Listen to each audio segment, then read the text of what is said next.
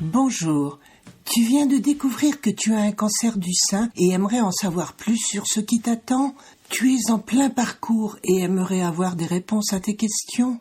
Tu aides quelqu'un et ne comprends pas vraiment ce que la personne que tu accompagnes vit réellement?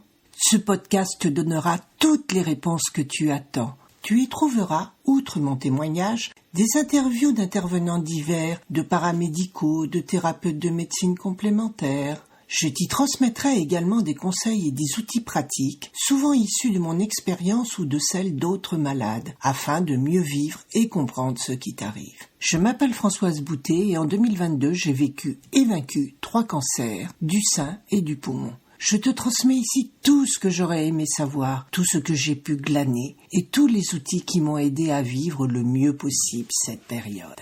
Alors, si autour de toi tu connais quelqu'un atteint de cette maladie, n'hésite pas à lui parler de mon podcast ou à lui transmettre directement le lien de celui-ci.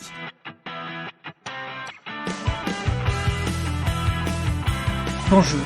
Aujourd'hui, je voulais te parler des troubles de la mémoire parce que c'est quelque chose dont nous souffrons pratiquement toutes, ce que j'ai découvert au fil des mois et dont, malheureusement, absolument personne ne m'avait parlé. Ni psychologue, ni oncologue, ni radiothérapeute. Et pour moi, cela a été une découverte qui a été vraiment très désagréable. Car perdre la mémoire, oublier des mots, répéter sans cesse, c'est devenu mon quotidien.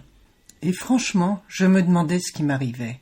Alors au début ça allait encore un petit peu et puis ça empirait après la radiothérapie. Lorsque j'en ai parlé la première fois au radiothérapeute qui était mon seul référent, il m'a répondu que c'était certainement dû au stress ou à la fatigue puisque j'avais 2 heures de route chaque jour, également à la chaleur puisque nous étions en plein été. Mais en aucun cas il ne m'a dit que la radiothérapie pouvait être en cause.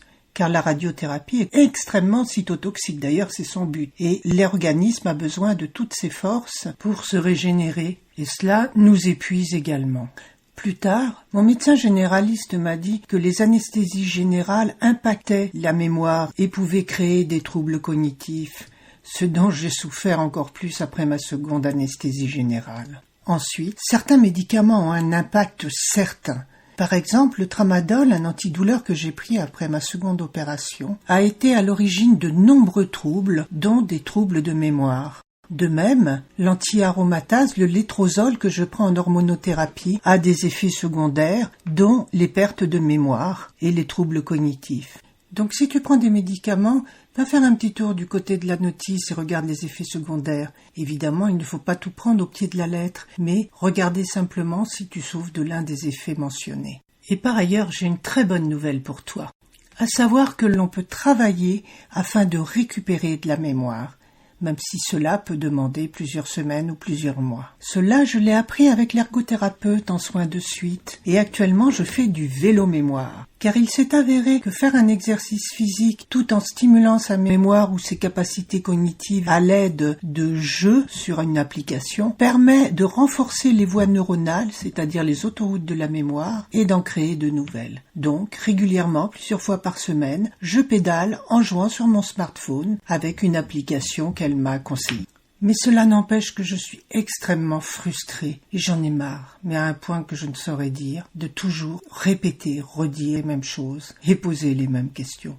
Et mon mari en a autant marre que moi, mais il a compris que c'était plus fort que moi et au contraire il essaye de me cadrer en disant gentiment « Bah tu l'as déjà dit ». Et ce, même si parfois j'ai droit à un « Arrête de te répéter également ». Voilà, je t'ai transmis ce que j'aurais aimé savoir il y a quelques mois, et j'espère que cela t'aura rassuré. Oui, c'est « normal » entre guillemets tout ce qui t'arrive. Et non, tu n'es pas un cas isolé, tu n'es pas folle ou tu ne souffres pas d'Alzheimer ou voire pire, de cancer au cerveau. Autre bonne nouvelle, cela s'améliorera avec le temps. Surtout si tu t'en donnes les moyens, par exemple en te renseignant s'il existe une ergothérapeute ou des soins de suite, ou des spécialistes dans ton hôpital qui pourront t'aider à retrouver toutes tes capacités cognitives. Maintenant, je te donne rendez-vous lundi prochain pour un nouvel extrait de mon témoignage et jeudi prochain pour un nouveau conseil. Et si tu ne veux rater aucun épisode, clique sur le bouton abonner et tu seras automatiquement informé de la parution de chaque nouvel épisode. À bientôt!